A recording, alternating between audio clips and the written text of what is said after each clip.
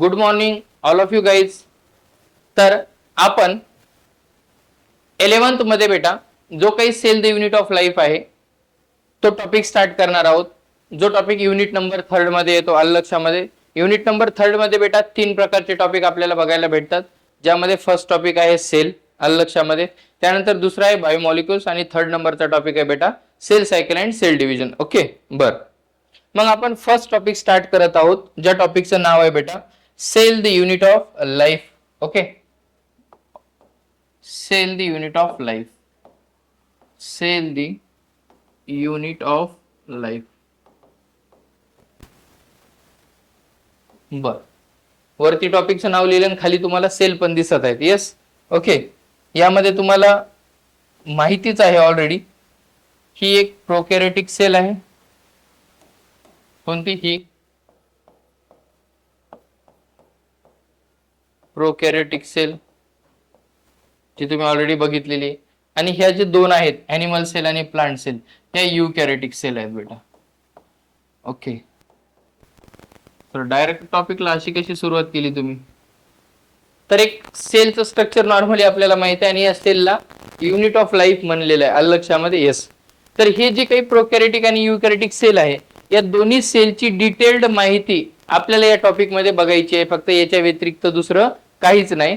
आणि या सेलची जी काही डिस्कव्हरी झालेली आहे, अलग लक्षात, या सेलवरती जे काही रिसर्च केलेलं आहे, म्हणजे स्टार्टिंगला सेल कुणी रिसर्च केली काय नाही, ह्या गोष्टी आपल्याला या टॉपिक मध्ये पाहायच्या आहेत. ओके, तर सेल तर तुम्हाला एक अंदाजा माहिती आहे, आतापर्यंत तुम्ही शिकलेले आहात. ओके, बघा, तर आपण टॉपिकला स्टार्ट करूत बेटा. या टॉपिक मध्ये बघत असताना आपण इंट्रोडक्शन मध्ये काही गोष्टी बघतो. आलं लक्षामध्ये. बर सर, इंट्रोडक्शन मध्ये काय पाहतो आपण? तर सिंपल बेटा, आपल्याला माहित आहे जेवढे काही लिव्हिंग ऑर्गॅनिझम आहेत या युनिव्हर्स मध्ये, हे आपण सेल पासून बनलेले आहेत असं म्हणतो. आपल्याला माहित आहे आपल्या आजूबाजूला नॉन लिव्हिंग थिंग्स आहेत, लिव्हिंग थिंग्स वगैरे आहेत. आलं लक्षामध्ये. येस, बर. मग या non living things, living things, non लिव्हिंगचा तर प्रश्नच येत नाही बेटा, ज्यांना आपण निर्जीव म्हणतो. बरोबर आहे. येस, पण लिव्हिंग थिंग्स जेवढ्या काही आहेत, ज्याच्यामध्ये युनिसेल्युलर असू द्या, मल्टीसेल्युलर असू द्या, each and every living organism is made up of a cell असं आपण म्हणतो. बरोबर आहे का? Yes, okay. युनिसेल्युलर कन्सेप्ट तुम्हाला माहित आहे, जे सिंगल सेल पासून बनले अशांना आपण युनिसेल्युलर म्हणतो. आणि मल्टीसेल्युलर म्हणजे काय? तर जे काही मोर दॅन 2 सेल्स पासून बनले आहेत अशांना आपण मल्टीसेल्युलर ऑर्गॅनिझम म्हणतो. बर, ओके. आता हा जो टॉपिक आपण घेत आहोत बेटा, हा टॉपिक एक तुमचं 11th टॉपिक बॅच मध्ये सुरू आहे, पण एक रिव्हिजन दिल्यासारखं या टॉपिकचे आपण कन्सेप्ट काही डिस्कस करणार आहोत. आलं लक्षामध्ये. येस, आणि सर्वच्या सर्व टॉपिक डिस्कस करूत. बर, ओके. तर इंट्रोडक्शन मध्ये बघत असताना आपण म्हणतो की सिंपल एक सेलची डेफिनेशन आपण डिस्कस करतो बेटा, की cell is the fundamental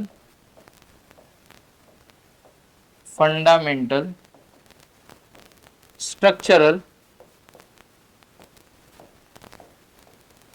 and functional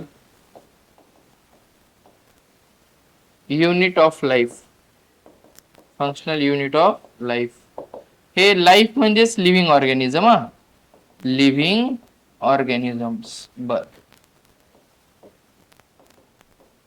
बघा, आता ही कॉमनली डेफिनेशन तुम्ही बघितलेली आहे. अलग लक्षामध्ये. येस, सेलला आपण एक फंडामेंटल, स्ट्रक्चरल, अलग लक्षामध्ये, आणि त्यानंतर फंक्शनल युनिट म्हणतो लाईफचं. का? तर आपल्याला माहित आहे जेवढे काही युनिसेल्युलर ऑर्गॅनिझम असतील, जेवढे काही मल्टीसेल्युलर ऑर्गॅनिझम असतील, या प्रत्येकाची लाईफ ही सेल पासून बनली. त्याच्या बॉडीला स्ट्रक्चर प्रोव्हाइड करण्याचं काम कुणी दिलं बेटा? सेलनी दिलं. अलग लक्षामध्ये. Yes, okay. त्यानंतर त्याच्या बॉडीचे जे काही ए टू झेड फंक्शन आहेत, हे सर्वच्या सर्व फंक्शन प्रोव्हाइड करण्याचं काम कुणी केलं बेटा? सेलनी केलेलं आहे. अलग लक्षामध्ये. येस, बर. पहा, आपल्याला दोन कन्सेप्ट माहिती आहेत. कोणत्या?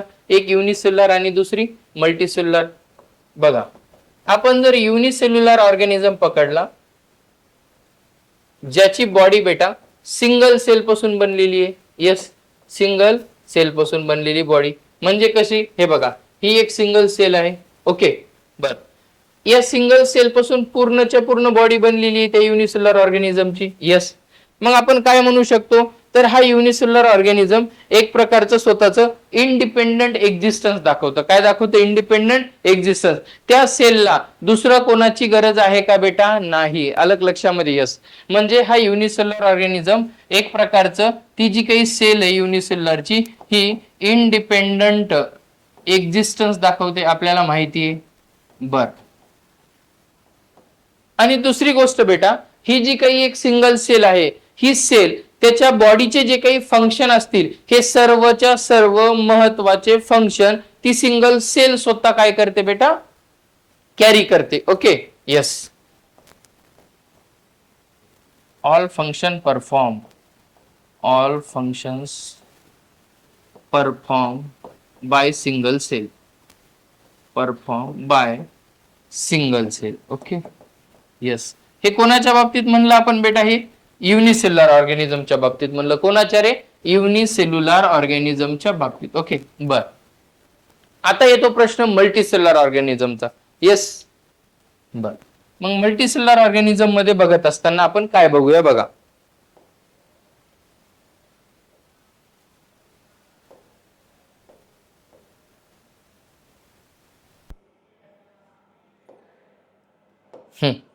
मल्टीसेल्युलर ऑर्गॅनिझम मध्ये पाहत असताना पहा,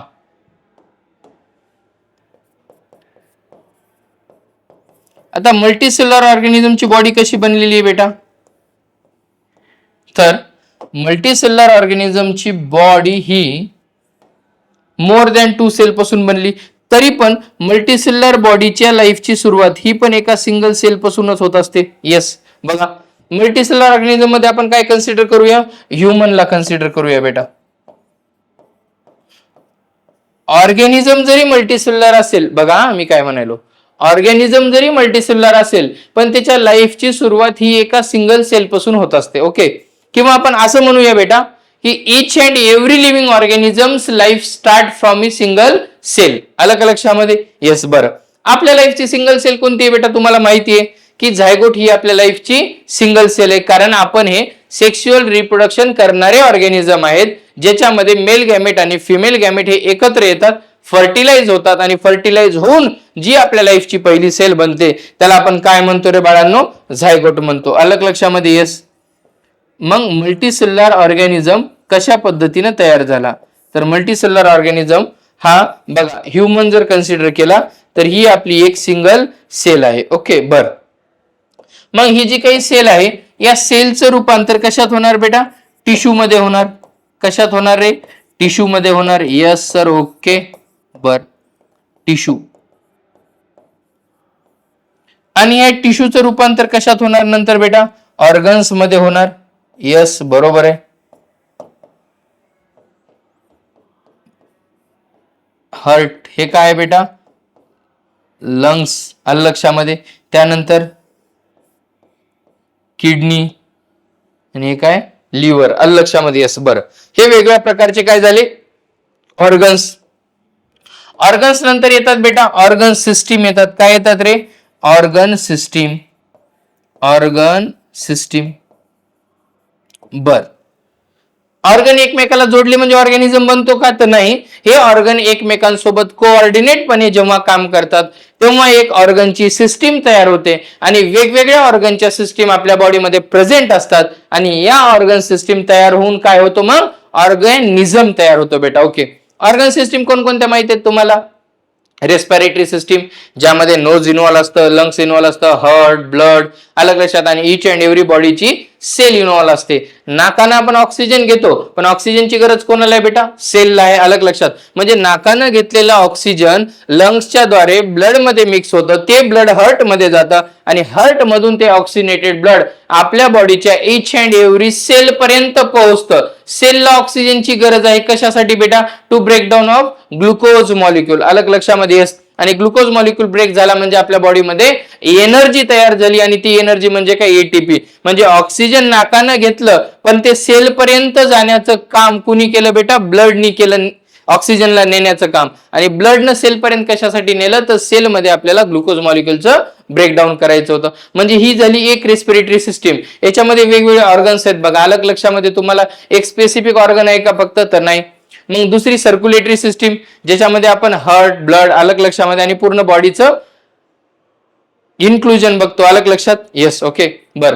त्यानंतर स्केलेटल सिस्टीम आहे, बोनवाली. Muscular system, muscle. Digestive system आहे, अलग लक्षात. एक्सक्रिटरी सिस्टीम आहे, न्यूरल सिस्टीम आहे, रिप्रोडक्टिव्ह सिस्टीम आहे. अशा वेगवेगळ्या प्रकारच्या ऑर्गन सिस्टीम एकत्र येतात आणि तेव्हा कुठं बेटा आपण म्हणतो की ऑर्गॅनिझम तयार व्हायला आहे.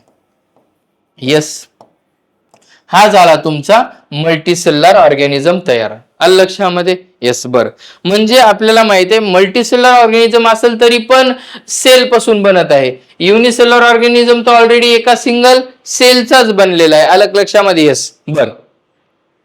आता या दोघांचं रिलेशन या डेफिनेशन सोबत तर येतच, कारण सेलला आपण फंडामेंटल म्हणजे एक बेसिक युनिट, स्ट्रक्चर आणि फंक्शनचं म्हणलं. बघा, या ऑर्गॅनिझम मध्ये मल्टीसेल्युलर जरी असेल, युनिसेल्युलर तर बघितलं आपण, तर आपल्याला माहिती आहे प्रत्येक ऑर्गनचं एक वेगळं वेगळं फंक्शन आहे. बरोबर आहे. प्रत्येक ऑर्गन बनवण्यासाठी एक मायक्रो लेवलच्या गोष्टीचं स्ट्रक्चर तयार झालेलं आहे. अलग लक्षामध्ये. येस, आणि हे मायक्रो लेवलच्या गोष्टीचं स्ट्रक्चर बनून हे ऑर्गन बनलं आणि त्या ऑर्गनचं जे काही फंक्शन आहे हे फंक्शन त्या मायक्रो लेवलच्या गोष्टीने तयार केलेलं आहे. कळालं का? आणि तेच फंक्शन त्या ऑर्गनचं पण आहे. बरोबर आहे का? येस. मग हे सगळ्या गोष्टी कोण आहेत बेटा? तर सेल आहे. म्हणजे सेलनं स्ट्रक्चर प्रोव्हाइड केलं. सेल जे फंक्शन करतं ते ऑर्गन फंक्शन करणार आहे आणि त्या पद्धतीनं बॉडी फंक्शन करणार आहे. म्हणून या सेलला स्ट्रक्चर आणि फंक्शनल युनिट असं म्हणलेलं आहे. एवढं समजलं का? Yes, okay. बोर्डवरती तेवढ्या गोष्टी लक्षात आल्या तुमच्या. बर.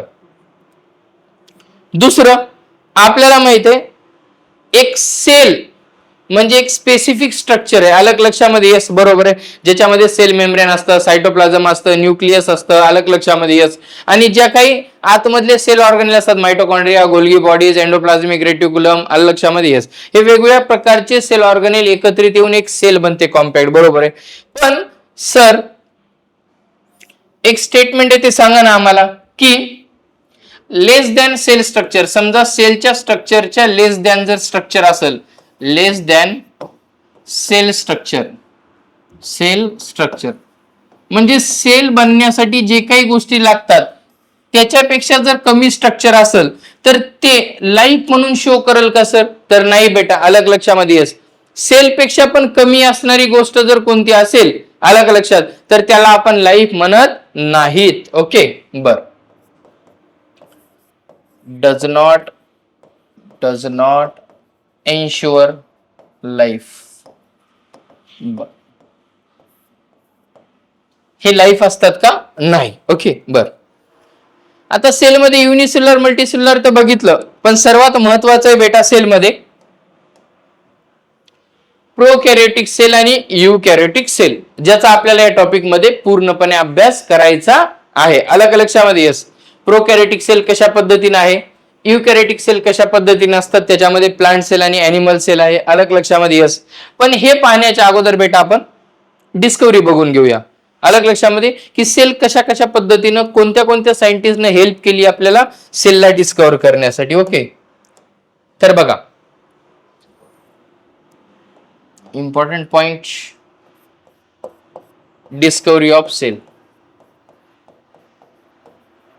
Discovery of cell. बर. मग या डिस्कवरी ऑफ सेल मध्ये सेलची डिस्कवरी कशी कशी झालेली आहे, तर डिस्कवरी ऑफ सेल म्हणलं की तुम्हाला छानपैकी एक सायंटिस्ट आठवतो, ज्या सायंटिस्टचं नाव आहे बेटा रॉबर्ट हुक. येस, बरोबर आहे. हा रॉबर्ट हुक कोण होता, काय नाही, याच्याशी आपल्याला घेणं देणं नाही. त्या रॉबर्ट हुकनं बेटा जे काही प्लांट आहे, ओक प्लांट, या ओक प्लांटची स्टडी केली आणि त्या ओक प्लांटची स्टडी केल्याच्या नंतर त्याला असं आढळून आलं की त्या प्लांटमध्ये हनीकॉम लाईक स्ट्रक्चर दिसतं आणि या हनीकॉम लाईक स्ट्रक्चरला त्याने एक small compartment like structure, small room like structure. अलग लक्षामध्ये. Yes, okay. म्हणून एक नाव दिलं सेलुला आणि त्याच नंतर सेलमध्ये रूपांतर झालं. अलग लक्षामध्ये. तो रिसर्च कशा कशा पद्धतीने ते आपण बघूया बेटा. बघा, रॉबर्ट हुक कोणता सायंटिस्ट बेटा? रॉबर्ट हुक नावाचा सायंटिस्ट, ज्याने डिस्कवरी केली कधी? 1665 मध्ये. हे थोडस लक्षात ठेवा. ओके, बर. डिस्कवरी कशावरती केली तुम्हाला सांगितलं बेटा मी? ओक प्लांट वरती. कोणता प्लांट बेटा? Oak plant. ओक प्लांट हा प्लांट काय आहे तर याची इन्फॉर्मेशन जास्त काही गरज नाही आपल्याला. फ्रॉम जीनस क्वार्कस, एक क्वार्कस जीनस आहे त्यामधली व्हरायटी आहे. ओके, या ओक प्लांटचं नेमकं त्यानं काय बघितलं तर या ओक प्लांटचं सर्वात इम्पॉर्टंट बेटा क्वार्क बघितले. काय बघितले बेटा? Quark. Quark of oak plant. Okay बर. आता क्वार्क म्हणजे काय तर तुम्हाला माहिती आहे झाडाची साल. झाडाची साल म्हणजे काय? तुमच्या गावाकडे लिंबाचं झाड, बाबळीचं झाड वगैरे इथं पण आहे, अलग लक्षामध्ये येस. तर ते झाड म्हणल्याच्या नंतर झाडाच्या आउटर साईडला, खोडाच्या साईडला बघा डिंक वगैरे येतो. डिंक कोणी कोणी जमा केलेला आहे? अलग लक्षामध्ये, चुन्याच्या डबीमध्ये. हा येस बरोबर आहे. ते डिंक जिथून बाहेर पडतो ती जी झाडाची साल असते डार्क ब्राऊन कलरची, अलग लक्षात, जो इझिली निघू शकतो पार्ट, अशाला आपण काय म्हणतो? बार्क म्हणतो, साल. अलग लक्षात. आणि त्याचा छोटासा तुकडा, अलग लक्षात, त्याला आपण क्वार्क म्हणूया. आणि ते क्वार्क कशाचं घेतलं बेटा? ओक प्लांटचं.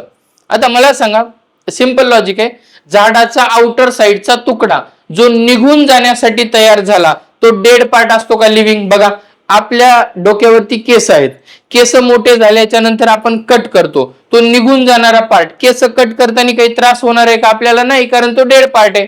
नख आपले बेटा नेल्स वाढतात, अलग लक्षामध्ये येस बरं. हे नेल्स वाढल्याच्या नंतर त्याला आपण कट करतो, मग त्याला जर आपण कट केलं त्या नेल्सला, ते काढून टाकताना आपल्याला त्रास होतो का? नाही. येस बरं. म्हणजे डेड पार्ट निघून जाताना कसल्याही प्रकारचा त्रास होत नाही, कारण तो डेड असतो. बरं, मग प्लांटच्या बाबतीत कसं तर मला सांगा, झाडाचं जर तुम्ही चांगली जर एखादी फांदी आहे ती फांदी जर तोडली तर त्याच्यामधून ड्रॉपलेट्स वगैरे बाहेर निघतात, अलग लक्षामध्ये, वॉटर ड्रॉपलेट्स वगैरे. बरं, पण जर झाडाची साल जर आपण काढली तर त्याच्यातून काही निघायचा संबंध आहे का? नाही, कारण तो डेड पार्ट आहे. तो कसा पार्ट आहे? Dead part. मग रॉबर्ट हुकनं पाहतानीच कोणता पार्ट बघितला बेटा? डेड पार्ट बघितला. कोणता पार्ट बघितला? Dead part. आता सिंपल लॉजिक आहे, लिव्हिंग पार्ट मध्ये लिव्हिंग सेल असतील आणि डेड पार्ट मध्ये कोणत्या सेल असतील? डेड सेल असतील. बरं, मग त्याचा रिसर्च आपण डिस्कस करूया की नेमका रिसर्च आहे कसा. बघा, रॉबर्ट हुकनं एक हनीकॉम लाईक स्ट्रक्चर बघितलं. काय बघितलं बेटा? Honeycomb like. ओके बर. कसं स्ट्रक्चर होतं रे ते हनीकॉम लाईक स्ट्रक्चर नेमकं तर बघा,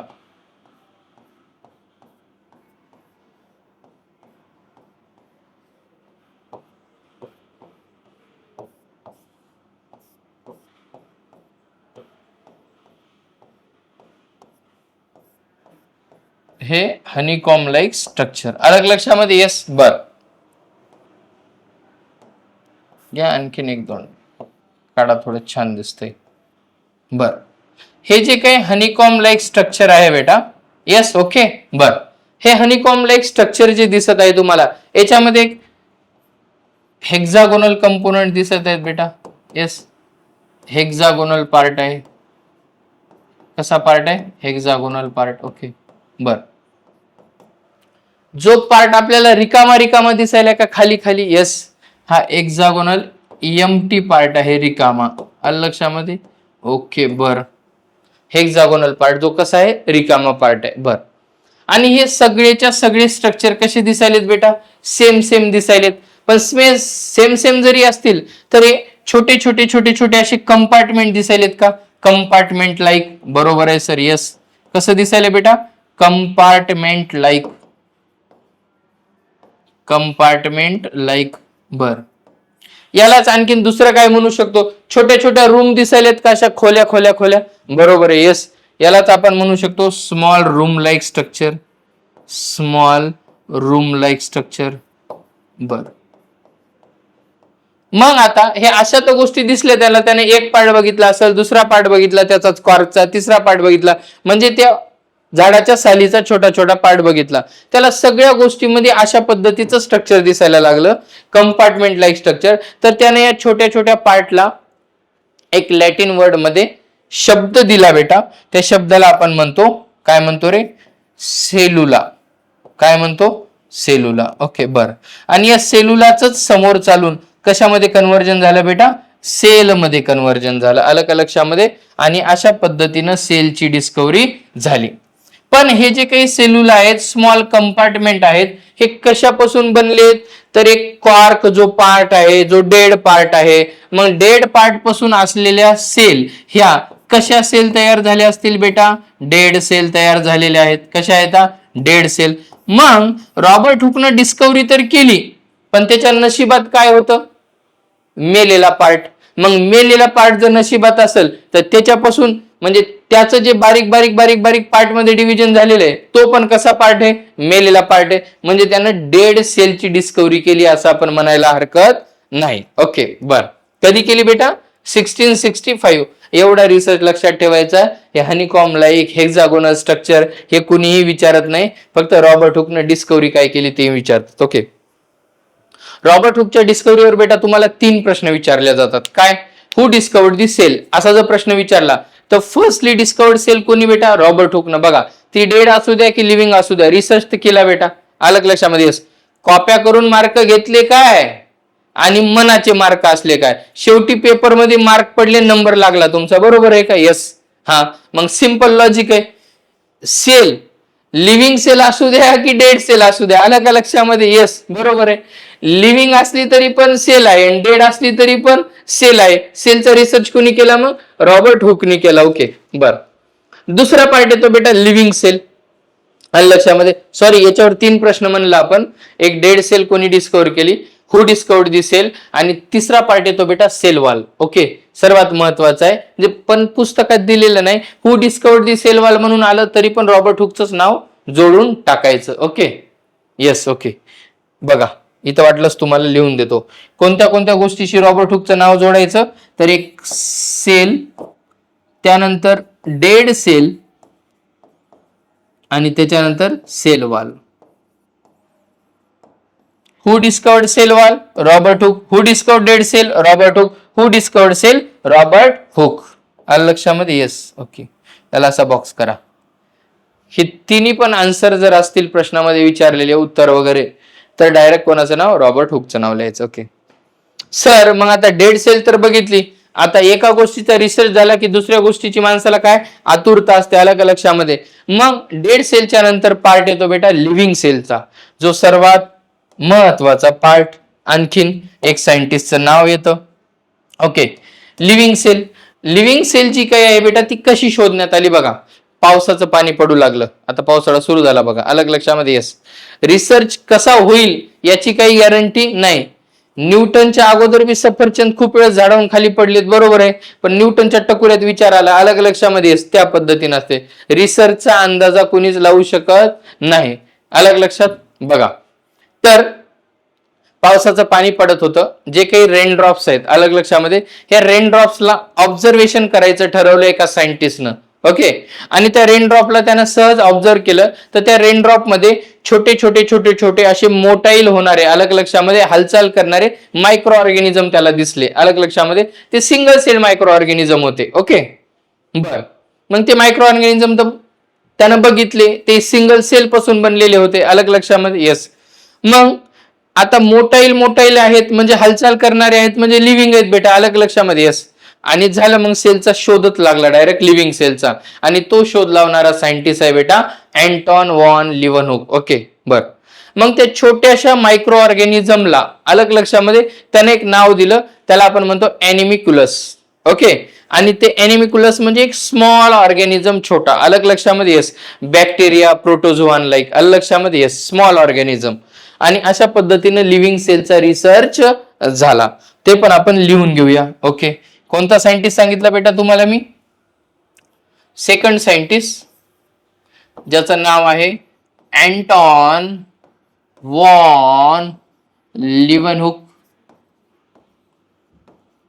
ओके, हा जो अँटॉन वॉन लिव्हनहुक आहे यानं 1674, त्याचं 1665, याचं 1674. ओके, बर.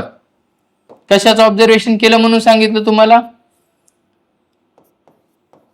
Drops of rain water. बघा, पावसाच्या पाण्यामध्ये लिव्हिंग सेल शोधली. अलग लक्षामध्ये? येस. जो कसा ऑर्गॅनिझम होता बेटा? Single celled micro organism. Single cell micro organism. बर. त्यालाच त्यानं काय म्हणलं, ॲनिमिक्युलस. बर. आणि हाच समोर चालून एक प्रकारचा बॅक्टेरिया आहे असं आपण म्हणतो. यस, बॅक्टेरिया लाईक स्ट्रक्चर होतं, पण जे कसं स्ट्रक्चर आहे बेटा, लिव्हिंग सेलचं स्ट्रक्चर आहे.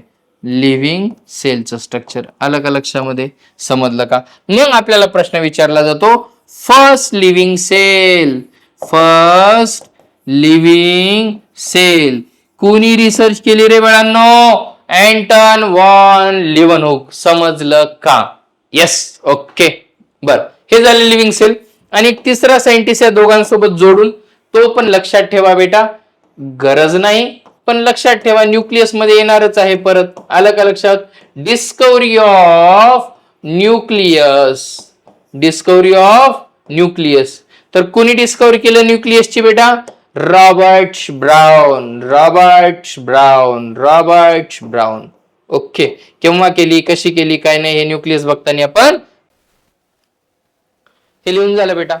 हे डिस्कव्हरी ऑफ सेल झाल्याच्या नंतर आता सर्वात महत्वाचा आणि सर्वात इम्पॉर्टंट पार्ट येतो बेटा, जो सेल थेरीचा पार्ट आहे. अलग लक्षामध्ये? Yes, okay. या टॉपिक मधला जो की नेहमी ज्याच्यावरती क्वेश्चन विचारला जातो, इम्पॉर्टंट टॉपिक, इम्पॉर्टंट पार्ट आहे आणि थोडासा कन्फ्युजिंग पार्ट आहे. अलग लक्षामध्ये? पण प्रॉपर जर आपण एनसीईआरटीची रीडिंग केली किंवा प्रॉपर जर आपल्याला या पार्टची इन्फॉर्मेशन असेल तर काही टेन्शन येत नाही. ओके. नेक्स्ट पार्ट बेटा, ज्याला आपण म्हणतो सेल थेरी. काय म्हणतो रे बाळांनो? Cell theory. ओके,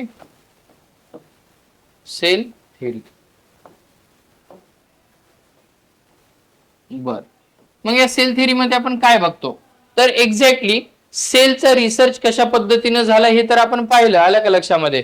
पण ॲनिमल्स आणि प्लांट्स जे काही लिव्हिंग ऑर्गॅनिझम्स आहेत, हे या सेल थेरी मध्ये कशा पद्धतीने तयार झाले हे सांगणारे पण सायंटिस्ट होते. अलग लक्षामध्ये? Yes, okay. बघा, तर मग या सेल थेरी मध्ये दोन सायंटिस्टचे नाव आहेत जो आपल्याला माहिती असायला पाहिजे. एक आहे बेटा मॅथिस स्क्लेडन,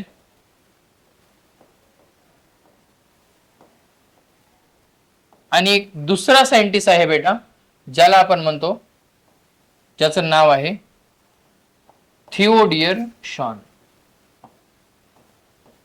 तुम्हाला प्रश्न पडला असेल, सर आपण जसं डिफरन्स बिटवीन लिहितो तशा पद्धतीने लिहिलंय तुम्ही. येस, हे लिहिण्यामागे रिझन आहे बेटा काहीतरी. ओके, अलग लक्षामध्ये? बघा, या स्केल्डनचा रिसर्च होता बेटा 1838 मध्ये, आणि या शॉनचा रिसर्च होता बेटा 1839 मध्ये.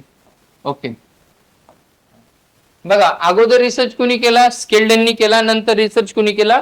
शॉननी केला. म्हणजे इनडायरेक्टली तुम्हाला माहिती असायला पाहिजे स्केल्डनची इन्फॉर्मेशन शॉनला जवळपास असेल ना रिसर्चची. Yes, okay. हे सांगण्यामागचं रिझन आहे जे तुम्हाला थोड्याच वेळात समजेल बेटा. ओके, हा एक जर्मन बॉटॅनिस्ट होता. हा काय होता? एक जर्मन बॉटॅनिस्ट. आता बॉटॅनिस्ट म्हणल्यावर काय सांगा बरं? प्लांटची स्टडी करणारा. Yes, study of plant. Study of plant. बर, आणि हा जो काही होता हा ब्रिटिश झुलॉजिस्ट होता. ब्रिटिश झुलॉजिस्ट. अरे नवीन एनसीईआरटी वाले लेकर हो, तुमच्या काही जणांच्या नवीन एनसीईआरटी मध्ये ब्रिटिश झुलॉजिस्टच्या ऐवजी जर्मन झुलॉजिस्ट झालेला आहे. लक्षात ठेवा.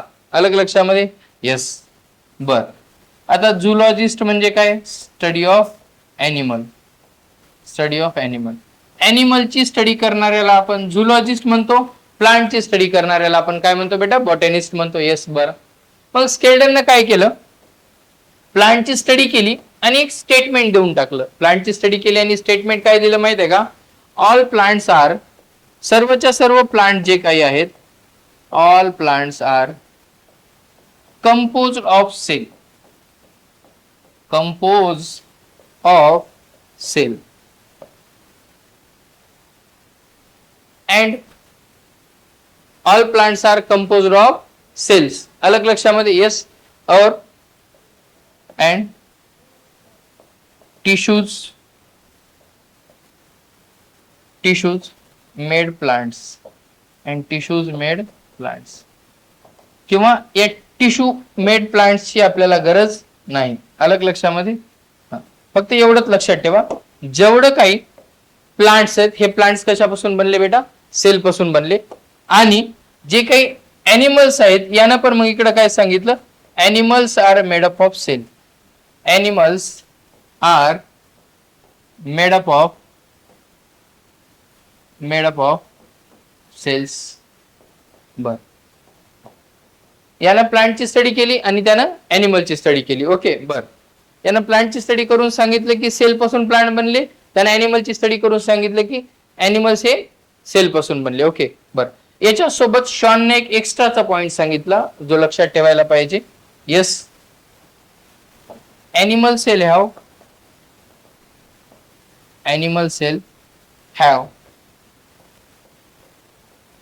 thin outer layer, okay, called plasma membrane.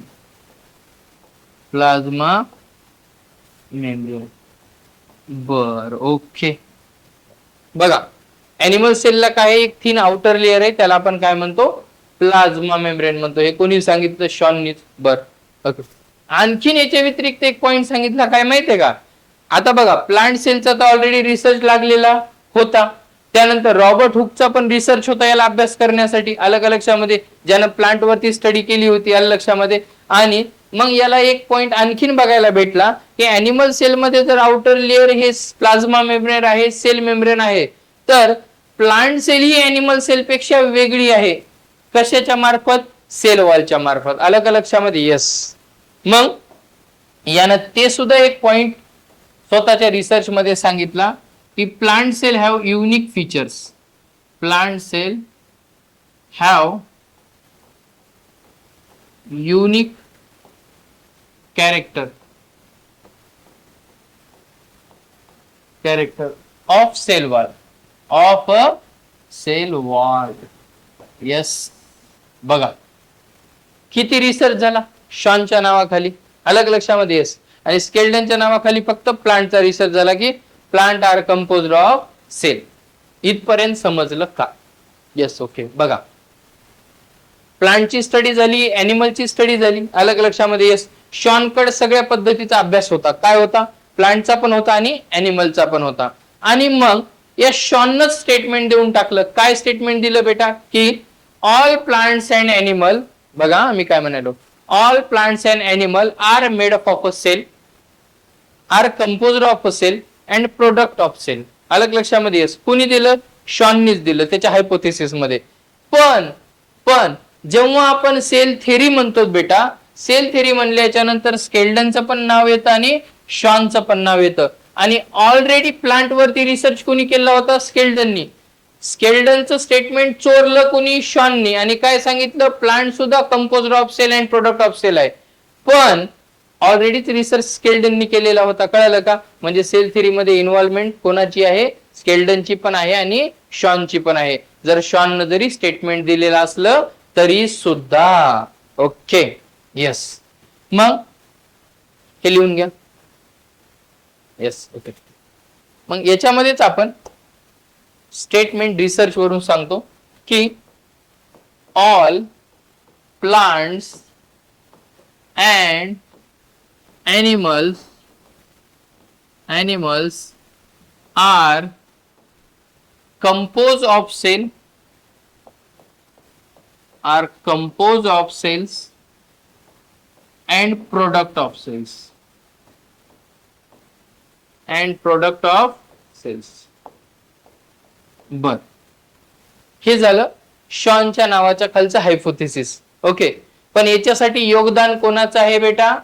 तर याच्यासाठी योगदान सर्वात महत्वाचं स्केल्डनचं पण आहे. कारण प्लांट कुणी बनले म्हणून सांगितलं होतं? स्केल्डननी. मग सेल थेरी म्हणत असताना दोघांचं पण नाव घ्यायचं असते, एकाचं नाव घ्यायचं नाही. हा असा कन्फ्युजिंग पार्ट दिलेलाच आहे. ओके. बर. पण या सेल थेरीचा, ही जी काही सेल थेरी मांडण्यात आली, या सेल थेरीला एक ड्रॉबॅक होता बेटा. काय होता? ड्रॉबॅक. सर कशा पद्धतीचा ड्रॉबॅक? आपल्याला माहिती आहे कोणता रिसर्च झाला त्याच्या चांगल्या पण गोष्टी असतात आणि वाईट पण गोष्टी असतात. तसंच याचा ड्रॉबॅक काय निघाला तर यांना एक्झॅक्ट सांगता आलं नाही की नवीन सेल कशा पद्धतीने फॉर्म होतात. Okay, how new cells are form. Drawback काय होता? How new cells are form. New cells are form.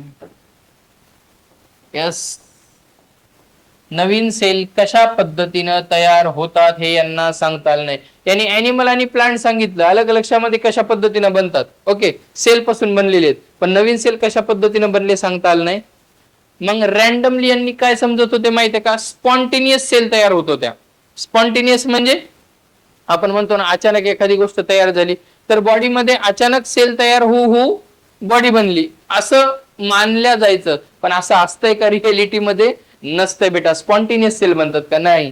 तर सेल हे एका अगोदरच्या सेल पासून बनत असतात. हे आपल्याला माहिती आहे कारण आपण हे शिकलेले आहेत गोष्टी. ओके, मग सेल थेअरीमध्ये ड्रॉबॅक कोणता होता त्यांचा? तर ह्या how new cell are form त्यांना सांगता आलं नाही. मग हे सांगण्यासाठी एक नवीन सायंटिस्ट आला. ओके, ज्यानं सेल थेअरीला फुलफिल केलं बेटा, आणि त्या सायंटिस्टचं नाव आहे, थर्ड नंबरचा सायंटिस्ट, ज्याचं नाव आहे बेटा रुडॉल्फ विर्चॉफ. रुडॉल्फ विर्चॉफ. ओके, हा 1855 मध्ये आला. ओके, आणि यानं काय सांगितलं माहितीये का? ज्या काही नवीन सेल असतात, ज्या काही नवीन सेल असतात, अलग लक्षामध्ये, yes, new cells, new cells ह्या ओरिजिनेट होतात अगोदरच्या सेल पासून. अलग लक्षामध्ये, yes, new cell arises from pre existing cells. प्री एक्झिस्टिंग सेल्स हे कुणी सांगितलं बेटा? या रुडॉल्फ विर्चॉनी. काय? New cell arises from pre existing cells. Okay, बर. आणि याच्यासाठी याने एक स्टेटमेंट वापरलं बेटा, सुंदर स्टेटमेंट वापरलं. अलग लक्षात, आपल्याला माहिती आहे बघा, ही एक सेल आहे, याच्यापासून या दोन सेल तयार झाल्या. अलग लक्षामध्ये याला काय म्हणतो आपण? पॅरेंट सेल म्हणतो बेटा. काय म्हणतो रे? Parent sale. आणि या नवीन तयार झालेल्याला काय म्हणतो आपण? Daughter cell. Daughter cells. बर, आता मला सांगा, या नवीन सेल कुठून बनल्या? पॅरेंट सेल पासून. प्री एक्झिस्टिंग म्हणजे याच्या अगोदरच्या सेल पासून. अलग लक्षात, हे कुणी सांगितलं? रुडॉल्फ विर्चॉनी. आणि यानं याच्यासाठी एक स्टेटमेंट वापरलं. ते स्टेटमेंट खूप फेमस आहे, ज्याच्यावरती प्रश्न पण विचारलेला आहे बेटा. ओमनीज सेलुला ई सेलुला. ओमनीज सेलुला ई सेलुला. ओमनीज सेलुला ई सेलुला. अलग लक्षामध्ये, येस. आणि मग अशा पद्धतीनं रॉबर्ट हुकनं सेल थेअरी पूर्णत्वास आणली असं म्हणायला हरकत नाही. बघा, ओके, एकच ड्रॉबॅक होता फक्त. लिव्हिंग ऑर्गॅनिझम कशापासून बनले ते तर सांगितलं, पण सर्वात मोठा ड्रॉबॅक काय होता? सेल कशापासून बनतात. ओके, आणि मग रुडॉल्फ विर्चॉफच्या नंतर या सेल थेअरीला इथंच लिहूत आपण, नवीन स्वरूप देण्यात आलं. अलग लक्षामध्ये, येस. ओके, आणि नवीन स्वरूप कशा पद्धतीनं दिलं? तर ज्याला आपण मॉडर्न सेल थेअरी म्हणतो. काय म्हणतो बेटा? Modern cell theory. अलग लक्षामध्ये, yes. Okay, modern cell theory. या मॉडर्न सेल थेअरी मध्ये सांगण्यात आला फर्स्ट पॉइंट बेटा, जेवढे काही लिव्हिंग ऑर्गॅनिझम आहेत, अलग लक्षामध्ये, yes, all living organism are composed of cells and product of cells. बघा, all living organism are composed of cell and product of cell. हे फर्स्ट पॉइंट सांगण्यात आला. त्यानंतर cell is the basic unit of life आहे, माहिती आहे तुम्हाला. आणि त्याच्यानंतर सर्वात महत्वाचं दुसरं स्टेटमेंट सांगण्यात आलं, जो सेल थेअरीचा ड्रॉबॅक राहिलेला होता सेल्डन आणि शॉनच्या द्वारे, की new cell arises from pre existing cell. New cells arises from pre existing cells. आणि अशा पद्धतीनं या ठिकाणी आपली सेल थेअरीची समाप्ती होते असं म्हणू आपण. ओके, बर. 3 scientist Robert Hooke, sorry, cell थेअरीच्या अगोदरचे 3 सायंटिस्ट आणि सेल थेअरी मधले 3 सायंटिस्ट माहिती पाहिजे आपल्याला 6. एक Robert Hooke, dead cell, Anton van Leeuwenhoek, living cell, Robert Brown, न्यूक्लियसची डिस्कवरी. नंतर सेल थेअरी स्टार्ट होते, ज्यामध्ये आपण स्केल्डन बघतो. स्केल्डन झाल्याच्या नंतर शॉन, आणि या दोघांनी रिसर्च केला, पण त्यांना कुठेतरी प्रॉब्लेम आले आणि तो प्रॉब्लेम दूर करण्यासाठी रुडॉल्फ विर्चॉ आला आणि या रुडॉल्फ विर्चॉफनं सेल थेअरीला एंड लावला बेटा. ओके, आलं लक्षामध्ये? इथपर्यंत सर्वांना समजलेलं असेल. लिहून घ्या चांगल्या पद्धतीनं. जे काही नाही समजलं ते परत परत तुम्ही विचारू शकता आपल्या DSP ला वगैरे. आलं लक्षामध्ये? येस. ओके. आणि या IIB आणि श्री ट्युटोरियलनं मिळून तुम्हाला हा जो काही प्लॅटफॉर्म ऑफलाईन प्लस ऑनलाईनचा मिळून दिला, खरंच याबद्दल खूप तुमची तयारी जी काही आहे ती चांगल्या पद्धतीने होणार आहे आणि याचा सर्व विद्यार्थ्यांनी फायदा घ्यावा ही विनंती बेटा. Okay, thank you so much.